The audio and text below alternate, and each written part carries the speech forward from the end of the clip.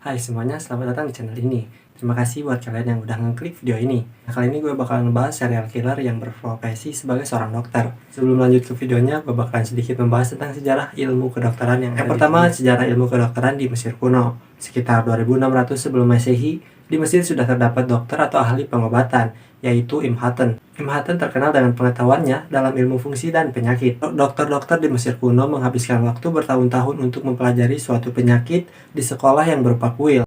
Di sana mereka belajar dan berlatih bagaimana cara bertanya, memeriksa, dan memperlakukan orang yang sakit.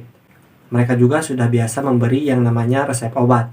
Selain itu, menurut catatan sejarah, masyarakat Mesir kuno pada masa lalu telah mengenal dokter gigi, sebuah profesi yang sangat penting pada zaman tersebut. Yang kedua, sejarah kedokteran di Tiongkok kuno. Dokter-dokter di Tiongkok percaya bahwa suatu penyakit berasal dari yin dan yang tidak seimbang dalam tubuh seseorang. Obat dan perawatan digunakan untuk menyeimbangkan kembali antara yin dan yang tersebut. Dokter-dokter di Tiongkok pada zaman itu sangat pintar dalam mengobati luka, patah tulang, alergi, dan penyakit lain. Nah, yang ketiga ada ilmu kedokteran di Yunani dan Roma kuno. Ilmu kedokteran di Yunani muncul pada abad ke-5 sebelum Masehi. Pengobatan pada saat itu berorientasi pada ilmu gaib dan keagamaan. Berarti pada zaman Yunani, kesehatan merupakan keseimbangan dari 4 tumoral, yaitu darah, flegma, kuning empedu, dan empedu hitam. Umumnya penyakit timbul apabila kehilangan keseimbangan dari salah satunya. Selanjutnya ada sejarah ilmu kedokteran di Arab kuno. Pada abad ke-7 Masehi, terdapat banyak ilmuwan Arab yang telah menguasai berbagai ilmu kedokteran dan kesehatan masyarakat. Dokter dan ilmuwan hebat yang berasal dari Arab diantaranya adalah Al-Razi. Al-Razi dikenal sebagai dokter pertama yang mampu mengidentifikasi penyakit cacar dan campak. Nah, yang terakhir ada sejarah kedokteran di Indonesia. Sebelum ilmu kesehatan barat masuk ke Indonesia, di Indonesia sendiri sudah mengenal yang namanya pengobatan tradisional. Pengobatan yang dilakukan berdasarkan tradisi turun-temurun dari generasi ke generasi. Pengobatan tradisional ini mengandung unsur spiritual dan keagamaan, serta unsur materi berupa daun-daunan, akar-akaran, kulit kayu, dan lain-lain. Dalam masa penjajahan Belanda, ilmu kedokteran dari Eropa dibawa ke Indonesia oleh dokter-dokter yang didatangkan untuk melayani kesehatan militer Belanda. Pada saat itu, kekhawatiran tentang penularan penyakit cacar yang berbahaya mendesak Belanda untuk mendidik tenaga pembantu dalam pelaksanaan vaksin cacar, yaitu vaksinator. Pada tanggal 1 Januari 1851, Dr. Bos mendirikan Witewidin yang sekarang menjadi Jakarta Pusat, di bawah pimpinan dari Dr. Blicher, sebuah sekolah untuk pemuda-pemuda Jawa yang menjadi dokter-dokter Jawa, yang lama pendidikannya selama 2 tahun. Nama sekolah kedokteran juga diganti menjadi Stovia, dan kelulusannya akan mendapat gelar Dokter Bumi Putra. Nah, dari sini perkembangan ilmu kedokteran di Indonesia semakin berkembang. Nah, siapa sih bapak kedokteran di dunia? Nah, bapak kedokteran di dunia adalah Ibnu Sina. Kembali lagi ke pembahasan, bagaimana jadinya kalau seorang dokter bukannya menyembuhkan, malah merenggut nyawa pasien. Ini ceritanya.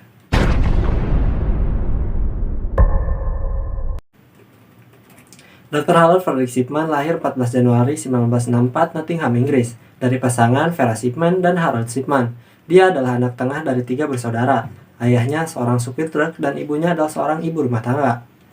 Pada tahun 1957, ia belajar di sekolah tata bahasa High Wycombe. Dr. Shipman menguasai salah satu cabang olahraga yaitu rugby. Shipman dikenal sebagai anak yang berbakti kepada ibunya, yaitu Vera Shipman. Sebelum ia beranjak dewasa, Vera didiagnosis menderita kanker paru-paru yang cukup parah. Sepanjang dirinya merawat ibunya, Shipman melihat langsung efek dari obat penghilang rasa sakit yang digunakan untuk meringankan penderitaan ibunya, yaitu diamorfin. Hingga akhirnya sang ibu meninggal di usia 43 tahun pada 21 Juni 1963. Shipman saat itu berusia 17 tahun. Atas kepergian sang ibu membuat efek yang sangat mendalam bagi jiwa muda seorang Dr. Shipman. Pada September 1965, ia mendaftar di sekolah kedokteran yaitu Universitas Leeds. Pada tahun pertamanya di sekolah kedokteran, Shipman bertemu dan langsung menjalin kasih dengan perempuan cantik bernama Primrose Oxtoby, putri dari petani setempat. Singkat cerita, akhirnya mereka menikah, yang mana saat itu Shipman masih menjadi maba alias mahasiswa baru. Nah, Shipman memiliki 4 anak setelah lulus dari sekolah kedokteran.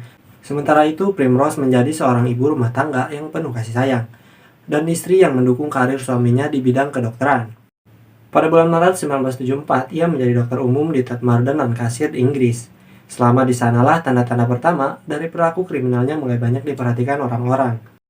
Pada bulan Juli 1975, disadari bahwa Dr. Shipman meresepkan opiat petidin dalam jumlah yang sangat besar kepada pasiennya.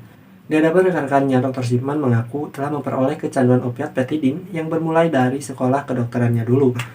yang membuat Dr. Shipman dikeluarkan dari pekerjaannya. Lalu dia disarankan untuk pergi ke retreat di York, lembaga yang membuat kecanduan narkoba atau tempat rehabilitasi.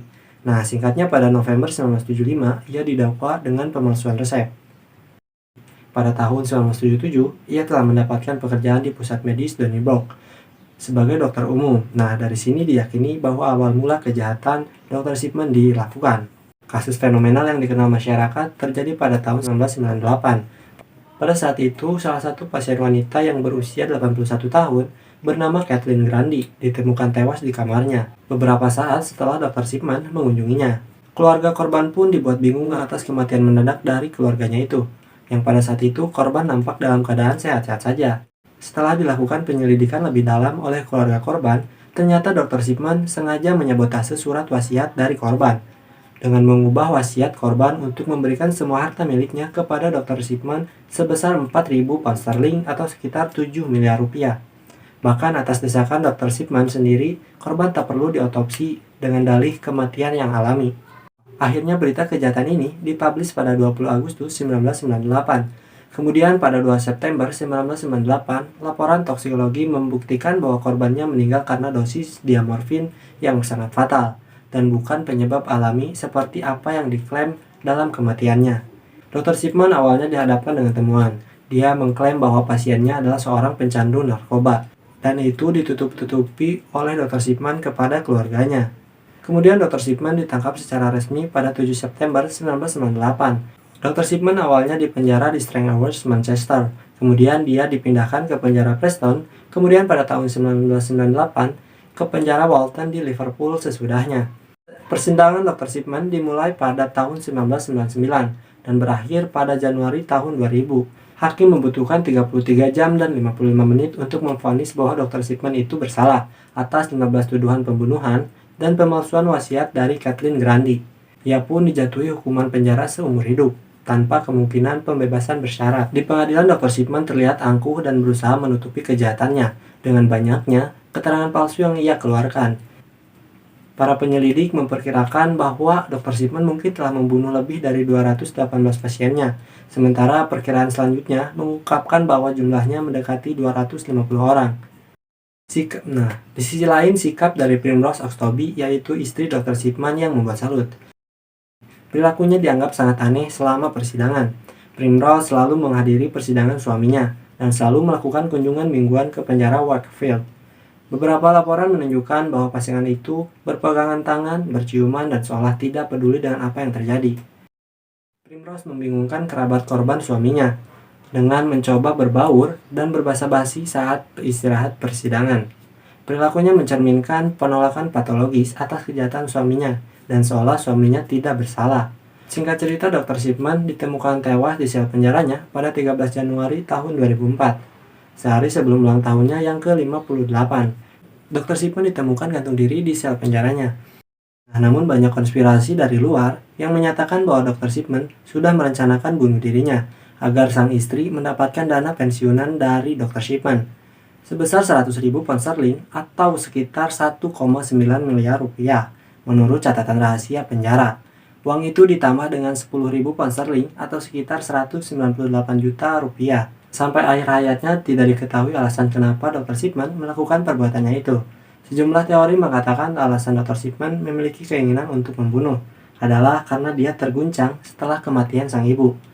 Ada juga yang mengutarakan pendapatnya yang lebih dermawan, bahwa Dr. Shipman menyuntikkan banyak korbannya dengan diamorfin sebagai cara salah satu untuk menawarkan kasih sayang. Maksudnya kasih sayang di sini adalah agar mereka meninggal lebih cepat dan agar segera tenang di alam sana dan mengurangi rasa sakitnya. Beberapa orang juga ada yang percaya bahwa Dr. Shipman mengidap God complex dan pembunuhan yang dia lakukan adalah cara dia untuk membuktikan bahwa dia bisa menyelamatkan nyawa dan juga bisa merenggut nyawa. Nah, kasus Dr. Shipman menjadi ujian bagi kalangan dokter dan tenaga medis.